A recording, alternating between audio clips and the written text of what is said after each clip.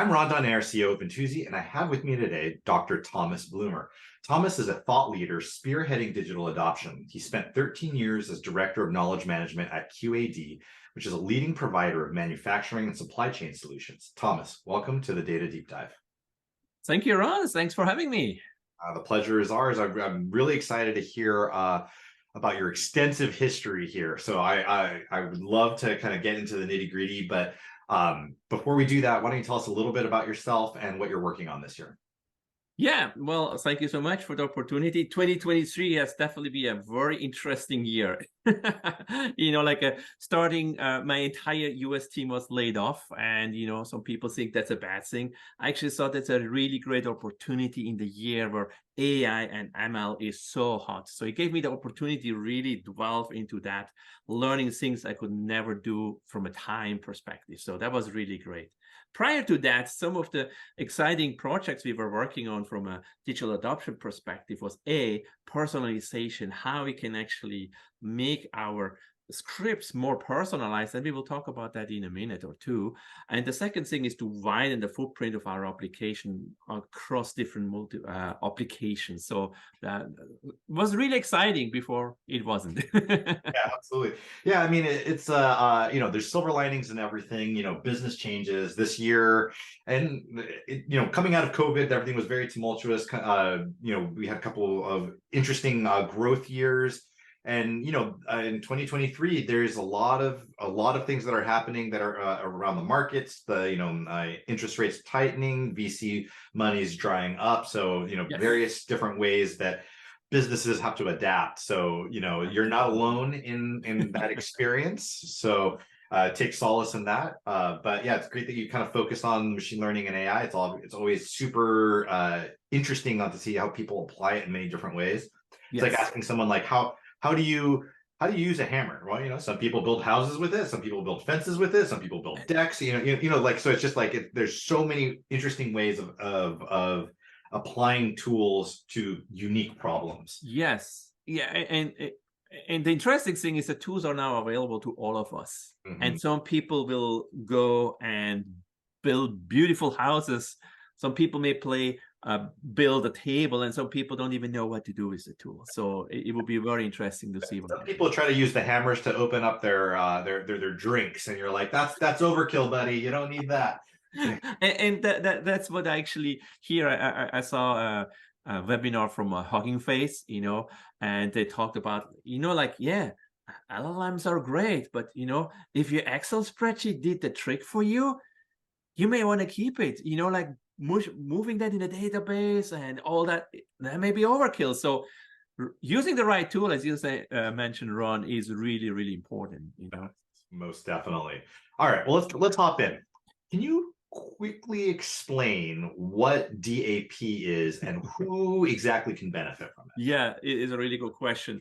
I talked with about 200-300 people in the last couple of weeks, and I figured out not everyone even is aware of what DAP, Digital Adoption Platform, is. So I think it's a good kind of reminder. So what it is a software package. It's a hosted software, which is an overlay on pretty much every web-based application.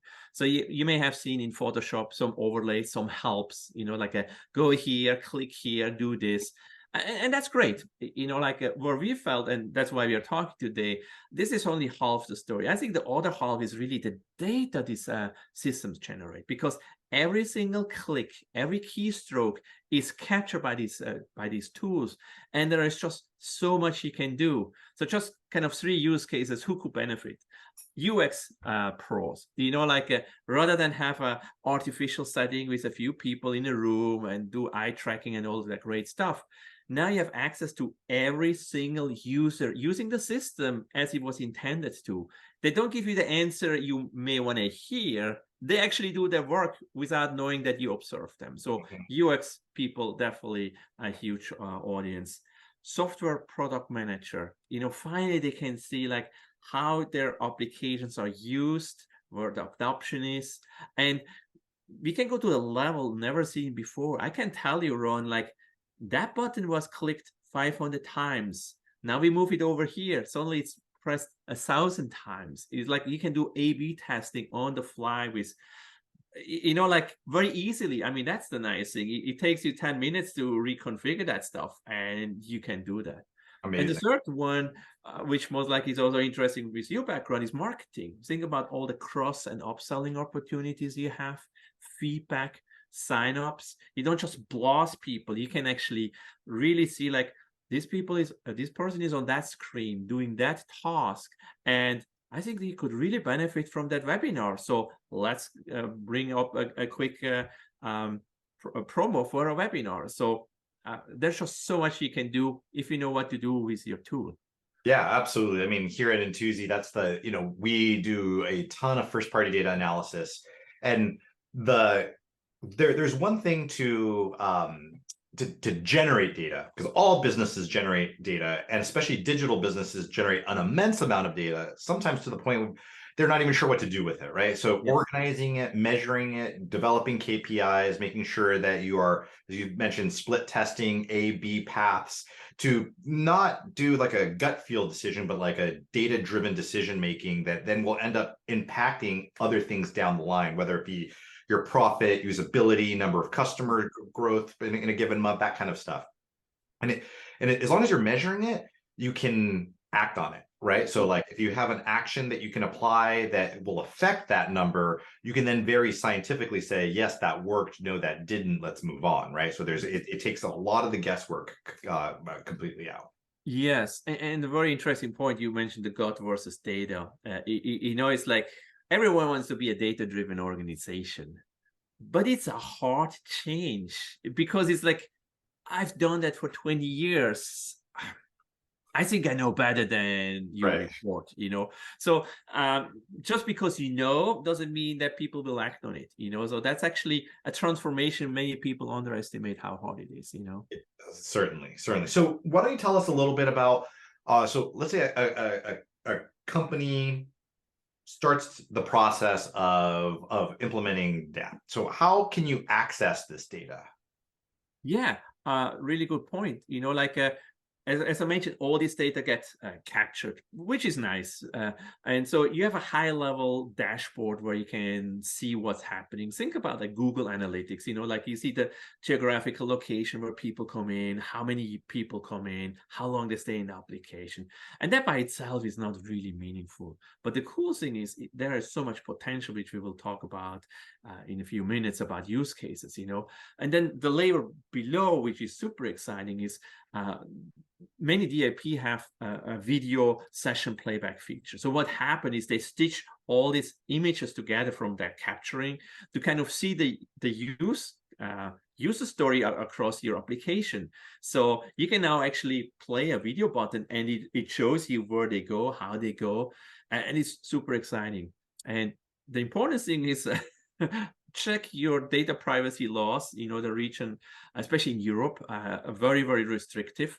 And so we just didn't want to burn our hands. So what we said, like, this data is super exciting for our core team, but we will never let anyone get to them. So what we did, actually, we exported all the data out, and most applications have webhooks into Salesforce, Gainsight, S3.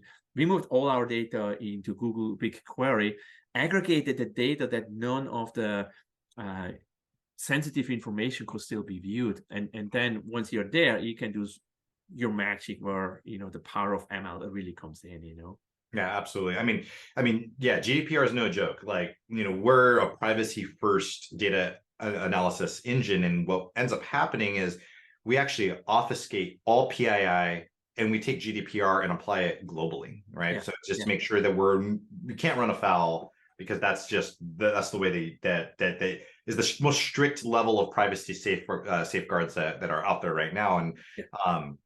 And it's really interesting, transport of data, transport of PII. It's, you look back 5-10 years and it's like, it was so willy-nilly, like everybody's data was flying everywhere. Yes. Kind of as popularized by like conversations with, or applications coming out of, Facebook's data, right? Like, Yeah. with elections and all sorts of other stuff that had come out. So it's really interesting to hear, because we see the same thing.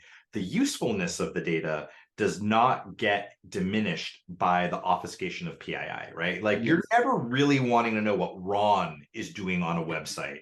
You want to know what people like Ron 1,000 times over is doing it, because now the sample size is bigger. You're able to Yes. then make the decisions based on like a very solid footprint of data, and you don't care what the individual's doing, right? Like you never have to tie it back to an individual. Yes, yes. I mean, you want to have personas and then follow personas, Right. and then I mean, we are not yet there that you can generate a personalized ad campaign for every person individually. You still want to kind of bundle them just Yeah. from an economy of scale perspective, So Sure. it makes absolutely sense what Yeah. you run. Absolutely. All right. So why don't you tell me a little bit about how you leverage this data? Yeah, now we go to the interesting stuff of the kind of the definition and how we can capture it. So as you know, as you as a data expert know, clean data is very important, and DAP helps you actually what comes in already kind of filter out. But when we start playing around with the data, we found like, wow, there's some really strange stuff happening. And what we identified was, oh, well, obviously our data get collected no matter if you're in a test environment, on a dev environment, and if you're in the production. So data pre-processing was a really big step. We only want to see production data. We don't want to see their test data, which could totally lead us in the wrong direction. Mm-hmm. So once we have done that, now we can go in our high-level dashboards, as I mentioned before, and start filtering. So we could easily filter them out. So naming convention of servers and all this is super important, because otherwise you get really into trouble trying to filter that stuff out. So that was good. But then the next level was segmentation of personas. As I mentioned, we want to see, oh, you're a seller versus a buyer versus a manager. They do different things on the same screen, and they are not interested in one and the other. So we could create these personas on top of that. And then the third level, where it gets really interesting. So we have these million of data points, and some of them are interesting and some are not. And you could actually now name them. We call them tracked events. And what it does, it brings it out of this data lake or whatever you call it into the dashboard as a tracked event. And you can now run analytics, you can run reports against that. So you actually identify what you want to track. And so that's where it gets really interesting. Now, the next level down is where we have exploratory data analysis, EDA, where you actually say, I want to see what's going on, because it's still too much data. Mm-hmm. And DAP actually has a really nice visual process summary. So you can actually see how many people go all the way through a process successful, and where are the points where they drop off. And when you have a big drop off, you want to see like, oh, what's going on there? So, I mean, this is on a high level how we go from big to small. No, absolutely. Yeah. I mean, I think what's really interesting about what you're saying is that every data point, no matter how granular, can be aggregated into something useful, right? Like, and us as humans, not as machine learning robots, can only process data in certain ways, and a lot of us are visual learners. Being able to import, visualize, and display information is almost just as important, if not more important, than actually getting everything else getting right. Because even if you have the best data, you have the best endpoint, if you're not displaying it correctly where it's easily digestible for someone to be able to like, oh, that's the point in the waterfall where my users are falling off, it's completely useless, right? Like if you're not getting into the human brain of the person who's making that decision, you can't do that. Now, that's saying that someone is actually manually making a decision. Now we could also branch off into, well, now you're putting it into deep learning, you're putting it into machine learning, and then in that case you toss in all the features that you possibly want. The neural networks figure it all out. You have some parameters, but still, like there's certain level of representation. I have to ask though, what's your favorite like business intelligence tool that you've used? Oh, that's a good question. I'm a little bit biased because we just use what we had available. It was like I wasn't dreaming of like, wow, this like Tableau would be so great if we didn't have it. So we just to the analogy with the hammer before, let's make the best of what we have, because so we lived really what we got out of our DAP and with Google BigQuery. Oh, BigQuery. Okay. And that did the job for us. Sure. I wouldn't say I would recommend that for other people. That's what we had. That's what you had. Okay. That makes sense. That did our job, Yeah, there's so many different flavors, and we've used in my career I've used like Tableau in the past, Amazon QuickSight, Yes. those are kind of like the you have Microsoft Power BI, you have I think Google's product is called Looker, which sits really nicely on top of their stack. So, like being able to access GCP or Google Sheets or all the other stuff, you have a really good workflow in that. And I personally love BigQuery. It's a great SQL engine that sits on massive amounts of data potentially. Yeah. So it's a good way of being able to aggregate data and then visualize it, putting things in table state, you can then visualize it. So yeah, so I digress. No, that's fine. It's like if you can't do what you do in your Excel spreadsheet, then you need to look for something bigger. If you can do it with the tools available, it's like, why running behind the next shiny thing? There's always a tool which is better. But even Excel, how many people leverage all the power Excel even offers? Maybe 3%. Most of the people use like 5% of the function. Yeah, it's basically a glorified calculator for me. Yes. I'll admit. It is. It's so true. Excellent. All right. Do you have a data-driven story that you can kind of share with us as to what you've done in the past, kind of like, without naming names or without being able to, get too far into trouble from past employers and all that other stuff? Yeah. Kind of very top level. If you can explain kind of like, maybe give some color to all the comments. Yeah, absolutely. It's one thing to hear the systematics. I think where it gets really interesting, where it's the kind of the meat on the bone, so to speak. So I have two examples, which I think is quite interesting. So we had an application with two screens, you set everything up and then you can save and then you go to a second screen, and we work with our product manager. He told us everything we should know so that we can tailor the DAP script, the step-by-step instructions. So we did that, and then we run it, and then we looked at the analytics, and we were just flabbergasted. It's like, nobody goes to the second screen. What's going on? But there were tons of people going to the first screen, and then we had to step back and see, like, where do they go? And that's where the video recordings I mentioned before were really handy. So like, they go from here over here. And we saw there's a trend. And then we kind of put a business case together and went back to the product manager and say, like, hey, do you see what's happening here? And he's like, what are they doing? This is the way we did it in the old application. But now we brought it all over into the second screen. And so long story short, we start intercepting people on the old screen to go to the new one, and we adjusted the instructions before they press the save button and left. It's like, by the way, you can now do this and this on the next screen, and if you wouldn't have known, you just like, hey, we have set up everything, all the instructions are there, we have a document in our doc library, a user guide, but if people don't read it, it's no use, so that was an eye-opening experience. And kind of a similar one, we had set up alerts where we based on data analysis, we saw that a huge drop-off rate. It's like, what's the problem? And then we dig in and watch the videos, and we saw that where you could actually select what you want to track, that window was empty. And like, wait a second, why they don't see anything? It's like, they forgot a prerequisite which you have to do before, but our application didn't have a link between these two screens. Now, the nice thing with DAP, you can actually link things to wherever you want. And actually what we did is, before you launched it, we actually intercepted and say, have you already set up the alert section you want to actually automate? If not, click here. If yes, click here.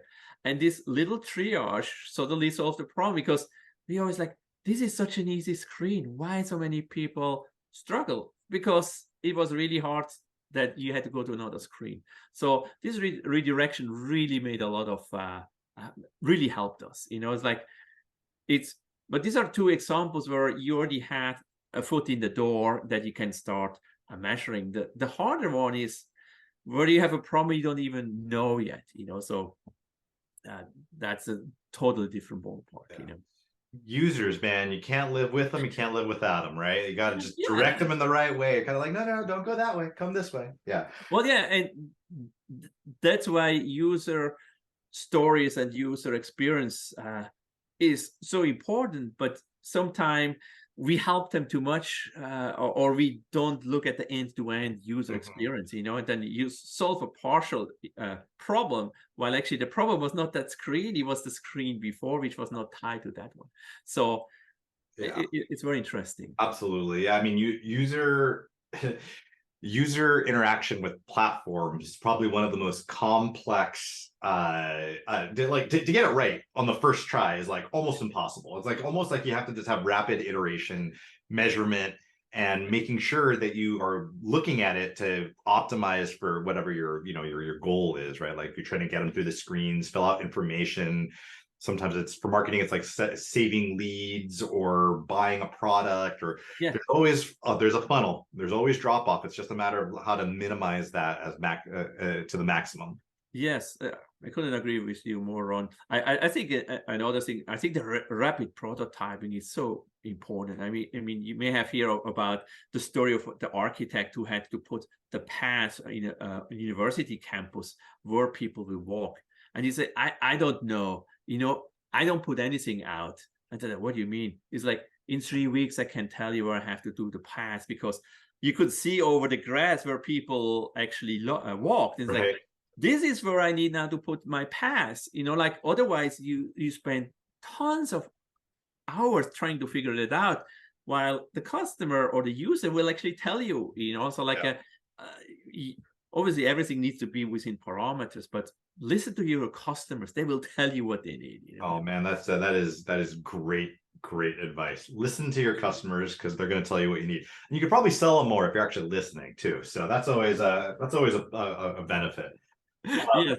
Yeah, totally. Well, excellent. Thank you so much for your time today. It's been super informative. If somebody wanted to get in touch with you, Thomas, how would they do so? Well, if they want, they can send me an email directly at thomas.blumer777@gmail.com. If they want to see what I'm doing before they want to reach out, they can go to LinkedIn, Dr. Thomas Blumer. There shouldn't be too many people talking about DAP, so you should easily find me there. Wonderful. Thanks again. Thank you, Ron. Yeah, thank you. Yeah, so that is a wrap. Join us next time on another informative session of the Data Deep Dive.